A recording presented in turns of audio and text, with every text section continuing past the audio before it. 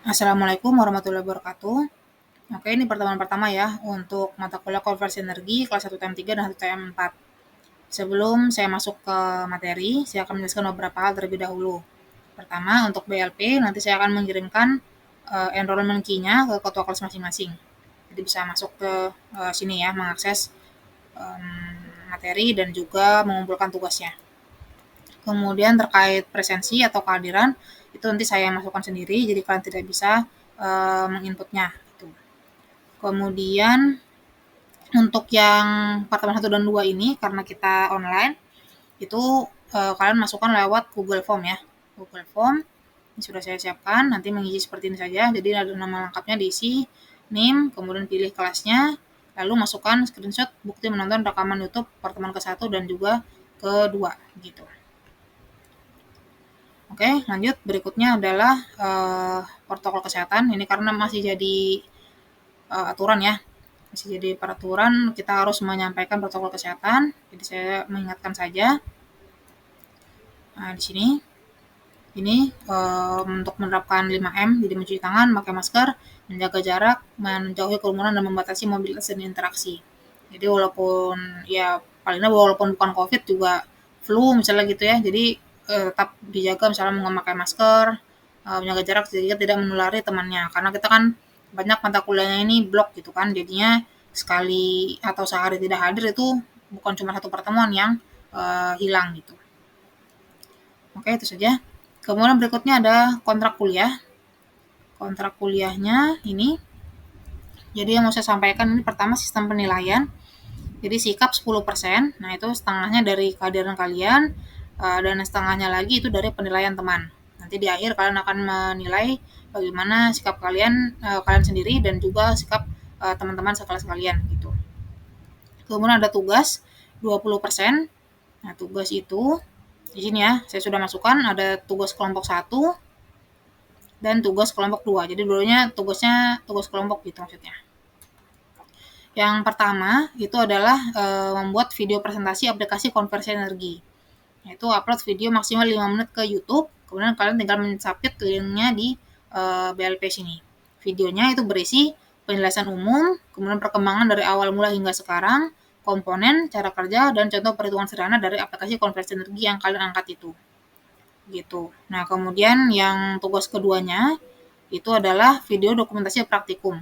Jadi yang ini videonya maksimal 10 menit. Ini sama ya, tinggal memasukkan linknya ke sini. Videonya itu berisi praktikum apa yang dilakukan, apa saja yang kalian butuhkan untuk melakukan praktikum itu, jadi alat-alatnya apa disebutkan gitu kan, ditunjukkan.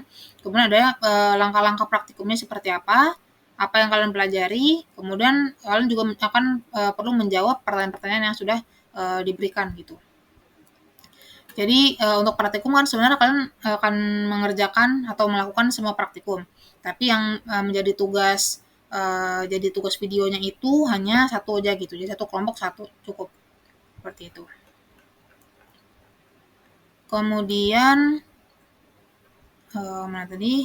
Di sini ya. Nah, terus tidak ada kuis, tidak ada presentasi. Ya tadi jadi video tugas itu ya, tugas video. Kemudian ada praktik nilainya 20% dan UTS serta UAS masing-masing 25%. Kemudian untuk keterlambatan itu toleransinya itu 10 menit. Jadi kalau terlambat 10 menit itu masih saya izinkan masuk, tapi sudah terhitung alpha gitu. Nah, kalau misalnya lebih dari 3 kali alpha, maka tidak boleh mengikuti UAS. Nah, terus kalau misalnya UTS atau UAS-nya tidak ikut, maka tidak bisa mengikuti perbaikan. Gitu konsekuensinya. Oke, jadi ini bisa ditandatangani ya untuk yang ketua kelasnya 1 TM 3. Itu ini. Dan 1 TM 4. Ini.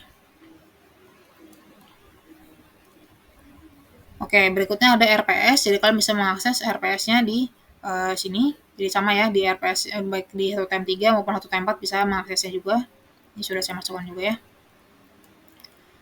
Sini bisa dilihat saja untuk lebih detailnya. Untuk sumbernya ini akhirnya nggak ini aja ya, jadinya ada banyak sumber jadi satu. Jadi yang untuk mata kuliah ini kalian bisa mengeksplor sendiri Jadi yang saya sampaikan itu pengantar saja, bukan berarti semua yang saya sampaikan ya udah segitu aja gitu kan, yang perlu dipelajari. Tapi kalian perlu baca-baca sendiri, cari tahu di YouTube kah, tahu di course lain gitu kan. Jadi bisa mendalami sendiri gitu, mandiri gitu belajarnya. Oke, itu untuk RPS. Mungkin itu ya cukup untuk pendahuluannya. Sekarang kita masuk ke materi pertama, yaitu pendahuluan konversi energi. Oke, ini yang pertama ya, pendahuluan konversi energi. Ya, konversi sendiri kan artinya mengubah atau mentransformasi itu. Jadi kalau konversi energi itu artinya kita mengubah energi. Tujuannya itu adalah kita mengubah bentuk energi yang tidak aktif yang sudah tersedia di alam ini menjadi bentuk yang berguna untuk kita, misalnya jadi kerja. Kemudian ini adalah beberapa definisi, saya ambil dari PP nomor 3 tahun 2023 tentang konservasi energi. Pertama, energi itu adalah kemampuan untuk melakukan kerja. Nah, itu dia ada banyak bentuknya, ada yang berupa panas, cahaya, mekanika, dan seterusnya. Kemudian ada sumber energi. Sumber energi itu adalah sesuatu yang bisa menghasilkan energi tadi. Itu dia bisa secara langsung ataupun melalui proses konversi. Kemudian ada sumber daya energi, yaitu berarti sumber daya alam, ya, sumber daya alam yang itu bisa dimanfaatkan baik sebagai sumber energi maupun sebagai energi begitu. Lalu lagi istilah konservasi energi dan juga efisiensi energi. Ini dua hal yang berbeda ya. Jadi kalau konservasi energi itu adalah upaya yang terencana untuk melestarikan sumber daya energi. Sedangkan efisiensi energi itu adalah upaya menggunakan energi secara efisien. Jadi kalau konservasi energi itu dari perilaku kita, sedangkan efisiensi energi itu dari bendanya sendiri gitu. Ini ada contoh. Yang A, mematikan lampu meja belajar ketika sedang tidak digunakan. B, mengganti lampu meja belajar dari lampu pijar menjadi lampu LED. Jadi yang pertama ini kan upaya kita sendiri ya, perilaku kita mengkonservasi energi itu. Jadi ini masuknya konservasi energi. Sedangkan yang B ini alatnya sendiri kan, si lampunya itu yang kita buat menjadi lebih efisien. Dengan kita mengganti lampu pijar menjadi lampu LED. Jadi masuknya ini ke efisiensi energi gitu. Contoh-contohnya, misalnya di transportasi kita tidak menggunakan mobil, tapi kita ganti dengan naik sepeda atau kita menggunakan transportasi umum. Itu termasuk tindakan konservasi energi. Atau di rumah kita hanya menjalankan peralatan ketika diperlukan, itu contohnya. Yang lain bisa dibaca sendiri. Sedangkan yang efisiensi energi, misalnya yang tadi transportasi kan waktu konservasi kita nggak naik mobil gitu kan ya. Kalau di sini kita meningkatkan efisiensi bahan bakar mobilnya. Atau misalnya di tempat tinggal tadi kita mematikan yang tidak diperlukan. Nah, di sini kita mengganti peralatan lama dengan model baru yang lebih efisien. Jadi betul-betul di bendanya sendiri gitu kita buat lebih efisien gitu. Nah, berikutnya ada penghematan energi. Penghematan energi itu adalah pengurangan konsumsi energi untuk menghasilkan output yang sama. Ini dari ada kayak tiarnya gitu ya, biaya yang dari paling rendah sampai yang paling tinggi. Paling rendahnya itu upaya konservasi yang berupa pencegahan atau prevention, ya, menghilangkan buangan energi. Jadi menghindari ada energi yang terbuang. Kemudian yang lebih mahal lagi itu mengurangi losses, itu dia masuk ke recovery. Dan yang paling mahal itu adalah meningkatkan efisiensinya. Jadi inovasi efisiensi itu yang upaya yang paling mahal. Oke, kita lanjut ke prinsip konservasi energi. Ya, selama interaksi energi bisa berubah dari satu bentuk ke bentuk yang lainnya, tetapi jumlah energi totalnya tetap. Energi tidak dapat diciptakan atau dimusnahkan. Ini mungkin sudah belajar ya di termodinamika. Jadi ini contohnya, misalnya ada sebuah batu di tepi ini sudah hampir jatuh ya, di tepi tebing gini ya, di tebing. Nah, dia tuh punya potensial energi atau energi potensial sebanyak 10 unit. Dia diam awalnya, jadi KE-nya atau kinetic energinya 0. Kemudian batu ini jatuh. Nah, ketika dia jatuh, dia pick up speed gitu kan. Nah, dia potensial energinya berkurang, karena kan potensial energi itu MGZ ya, rumusnya atau MGH. Jadi kalau ketika dia ketinggiannya berkurang, ya dia juga berkurang potensial energinya. Nah, kemudian itu diganti dengan kinetic energi. Jadi awalnya dia diam, dia kan jadi semakin cepat nih. Dia punya kecepatan kan dia. Nah, itu jadi dapat 3 unit. Nah, kalau kita lihat di sini total tetap jumlah energi totalnya tetap di sini kan. Jadi 10 unit, 10 tambah 0 10, di sini 7 tambah 3 juga 10. Seperti itu. Kemudian satuan energi. Nah, di sini tunjukkan usaha itu adalah salah satu bentuk energi dan dia itu definisikan sebagai gaya dikalikan jarak. Gaya sendiri itu satuannya Newton. Jarak satuannya meter. Jadi Newton meter. Nah, itu kita sebut dengan joule. Ya, 1 joule adalah 1 Newton meter. Nah, yang lebih umum kita gunakan di SI itu adalah kilojoule atau KJ tulisannya ya. 1 kilojoule itu adalah 10 pangkat 3 joule. Kan dia 1000 ya. Dari kilojoule ke joule itu. Kemudian satu laju energi terhadap waktu adalah joule per detik. Jadi tadi energinya joule, kemudian waktunya itu detik. Jadi kan kalau joule per detik itu kita gunakan namanya watt. Itu simbolnya W seperti ini. Nah, energi listrik biasanya kita nyatakan dalam satuan kilowatt jam atau kilowatt hour. Nah, itu kita bisa konversi ke kilojoule seperti ini. 1 kilowatt hour adalah 3.600 kilojoule. Ini yang lain ada lagi satuan-satuannya, satuan energi juga ya sama. Untuk yang di British ada BTU atau British Thermal Unit, dan untuk di metrik selain yang tadi juga ada kalori gitu. Ini adalah faktor konversinya. Berikutnya sistem. Sistem itu adalah wilayah dalam ruang yang kita pilih untuk kita pelajari atau kita analisis gitu. Nah, selain itu ada juga istilah lingkungan atau surrounding. Itu adalah masa atau wilayah di luar sistem kita. Kemudian ada batas. Batas itu adalah permukaan nyata atau imajiner yang memisahkan sistem dari lingkungan. Jadi tadi ada sistem, ada surrounding, ada boundary gitu ya. Kemudian jenisnya sistem, ada sistem tertutup dan juga sistem terbuka. Sistem tertutup kita sebut juga dengan kontrol massa, dan sistem terbuka kita sebut dengan kontrol volume. Nah, kalau sistem tertutup itu adalah di mana massa itu tidak bisa melewati boundary dari sistem kita. Nah, kalau yang sistem terbuka itu baik massa maupun energi bisa melewati si batas kontrol volumenya itu. Contohnya misalnya nozzle misalnya ada fluida yang melewati itu, ya kan dia bisa keluar masuk ya si massa fluidanya itu. Jadi termasuk ke sistem terbuka. Oke, ini gambarannya. Jadi ada sistem, kemudian di luarnya itu ada surrounding atau lingkungan, dan itu ini ya yang membatasi mereka itu adalah boundary atau batas ini. Nah, ini menggambarkan sistem tertutup di mana massa tidak bisa keluar masuk. Energi bisa tapi ya. Kemudian ada kontrol volume. Nah, di sini kontrol volume seperti yang tadi saya sebutkan. Contohnya ada nozzle, kan dia bisa keluar masuk ya, yang fluida melewati dia ini.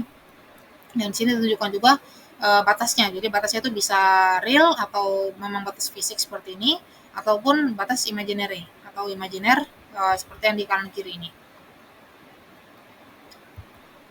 Kemudian kesetimbangan energi untuk sistem tertutup yaitu secara umum seperti ini, Q min W sama delta E. Jadi kalornya sistem dikurangi kerja sistem sama dengan E2 min E1 atau perubahan energi. Energi ini kan dia ada energi potensial, kemudian kinetik, dan juga energi internal. Nah, kalau stationary system atau sistemnya itu diam, maka tidak ada perubahan energi kinetik maupun potensial, sehingga yang tersisa hanya delta U di sini ya. Kemudian kalau per unit massa, kita kembali ke general tadi ya, Q min W sama delta E. Per unit massa berarti semua jadi yang simbolnya kecil ini ya. Jadi semua per kilogram gitu.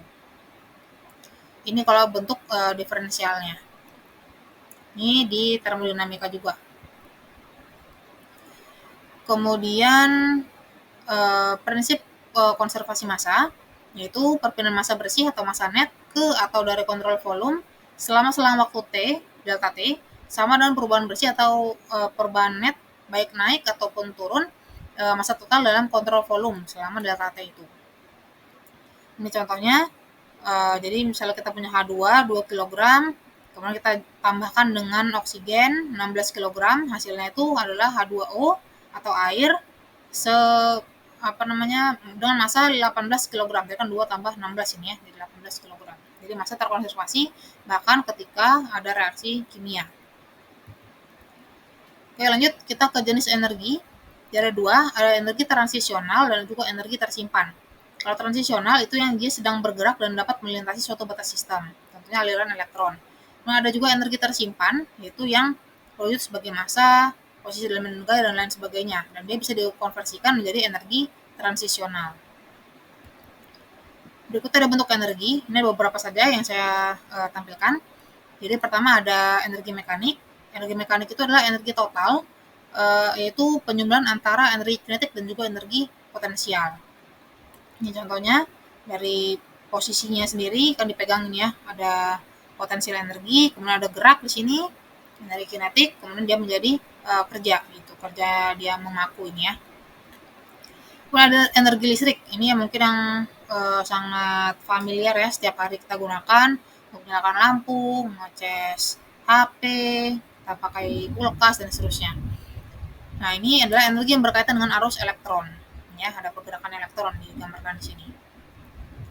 Kemudian ada energi elektromagnetik atau energi radian, yaitu energi yang berkaitan dengan radiasi elektromagnetik. Contohnya dari matahari ini ya, cahaya matahari. Kemudian ada energi kimia, yaitu energi hasil interaksi elektron di mana dua atau lebih atom bergabung menghasilkan senyawa kimia yang stabil. Jadi digambarkan di sini ada macam-macam ya. Ini semuanya memiliki energi kimia. Jadi baterai punya energi kimia, bensin punya energi kimia, batu bara punya energi kimia, dan seterusnya. Berikutnya ada energi nuklir. Energi nuklir itu adalah energi yang itu bentuk energi tersimpan yang bisa dilepas akibat interaksi partikel dengan atau di dalam inti atom. Ini ada gambaran power plant nuklir ya. Kemudian satu lagi ada energi panas atau thermal, yaitu energi ini termasuk energi dasar ya, di mana semua energi itu bisa dikonversikan secara penuh menjadi energi panas.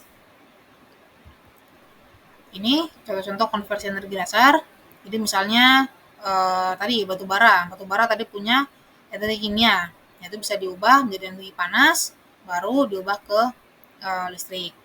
Dan yang lain misalnya ada ombak laut, itu ombak laut kan dia dari energi kinetik langsung ke listrik dan lain sebagainya, bisa dibaca sendiri ya. Kemudian ada konversi energi langsung dan tidak langsung, direct, indirect, atau di literatur lain disebutkan itu single step dan multi step. Jadi kalau yang langsung atau direct itu dia hanya melalui satu proses. Berbeda dengan yang tidak langsung, yaitu yang dia melibatkan serangkaian proses. Jadi tidak hanya satu langkah. Nah, contohnya energi langsung, konversi energi langsung yaitu sel surya. Itu adalah perangkat yang mengkonversi energi langsung, dia mengubah radiasi elektromagnetik optik menjadi listrik. Jadi langsung kan dari elektromagnetik itu menjadi listrik.